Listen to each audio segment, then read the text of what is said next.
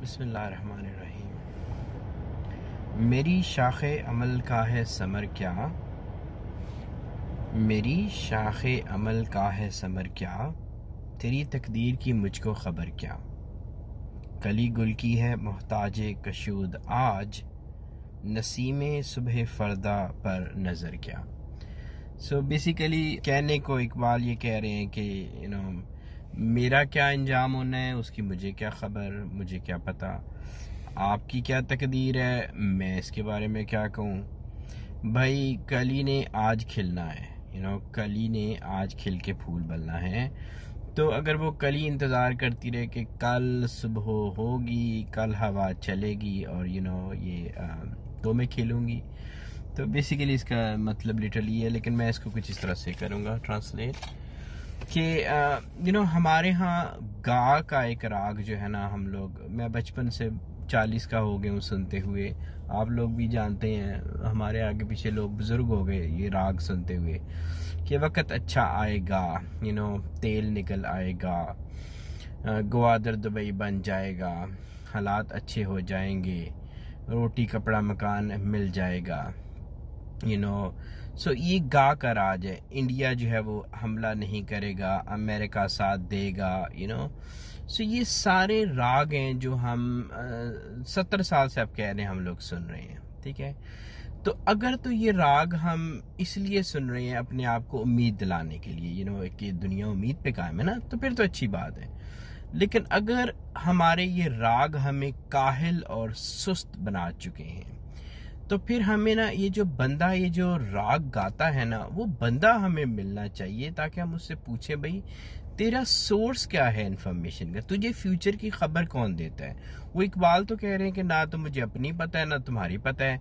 लेकिन इम्पॉर्टेंट बात आ गई है कि जो काम हमारे आज के करने वाले हैं, अगर हम वही ना करें और गा का राग गाते रहें, तो कैसे वक्त अच्छा आएगा। किसने हमें गारंटी दी है कि हमारा मुल्क जो है वो ताहयात रहेगा। आई लव माई कंट्री, हमें अपने मुल्क के बारे में ऐसा ही कहना चाहिए। लेकिन गारंटी कहाँ से आई है, किसने हमें गारंटी दी है। ये आगे एक दफ़ा हमारे साथ हो नहीं चुका, तो क्या लोगों को प्रिपेयर नहीं होना चाहिए, ठीक है। जो हमारे आज के काम है क्या वो हमें करने नहीं चाहिए। तो सबसे पहला काम हमारा आज का ये है, इंसानों को उनके हकूक दें, ठीक है। बात शुरू में मेरी फिर बात वहीं पे आती है, हम एक निज़ाम के ऊपर, सोशल सिस्टम, ज़ात पात के निज़ाम के ऊपर अपनी सोसाइटी रन कर रहे हैं, जो कि तमीज़ करती है एक सुपीरियर और इन्फीरियर में, डिफ्रेंशिएट करती है लोगों को।